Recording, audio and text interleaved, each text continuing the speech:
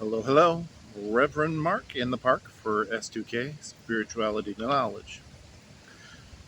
Well, things are going good. I'm getting taken off on the YouTube here, having some fun with it.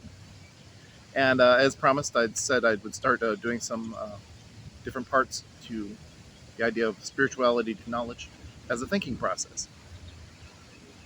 Today, I'd like to start with the ideas and concepts found in neo-pagan Druidism. I know, I'm wearing a collar and I'm talking about neo-pagan Druidism.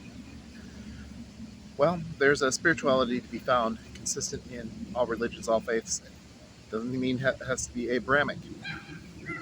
Yes, I studied and was a neo-pagan druid for quite a while, and I still consider myself closely linked to them. There's an idea that there's a benefit to spirituality found in knowledge. They don't worship knowledge, but they find it key to an element of spirituality. And in developing this process, I looked at the ideas of epiphany, to study, to knowledge, and then from knowledge, when we use that and with usable knowledge, to wisdom. Now, I'll be taking this in different parts. The key concept is really what you learn, what you develop, becomes part of your personality and is projected out there. This is part of the idea of spirituality. It's not necessarily the religion and the religious faiths that you see and deal with every day. It's how the person is spiritually and how it's projected into the world around them. Now, the idea is not a new concept. It's been dealt with in the 80s from the idea of positive psychology. Unfortunately, a lot of it stops with the ideas and concepts of fake it till you make it.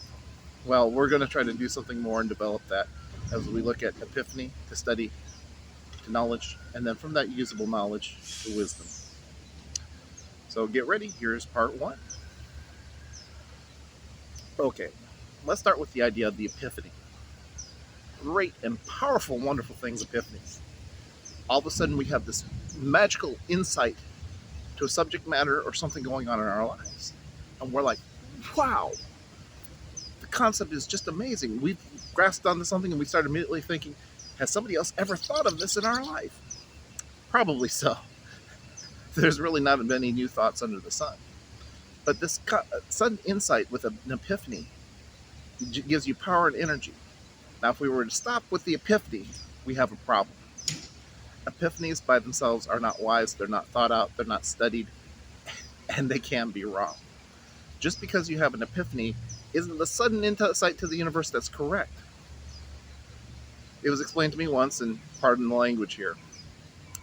The epiphany is in the family of knowledge. Knowledge is what you want to marry in the family. But as you meet knowledge, you meet her sisters.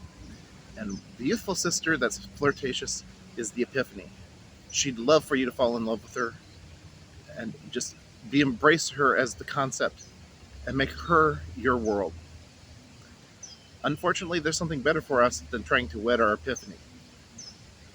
Epiphanies can be the little horror thoughts, enticing you to go down the wrong road. Well, if we go to look at the aspect of knowledge that's further down the road, we have to study, we have to wait, we have to listen. And in that study, we find that the epiphany, while magical thing, isn't the best thing for us. So as we go down the road and into life, and we're struck with these epiphanies, wave, say hi, embrace the thought, and then go into study. The next part will be about study. This is just in brief right now, trying to touch base with you all. But remember, embrace the epiphany, cherish it for what it is, and realize you're going to have to do study and do the work. You can't just rely on epiphanies forever to be your magical, mystical wisdom. Reverend Mark out.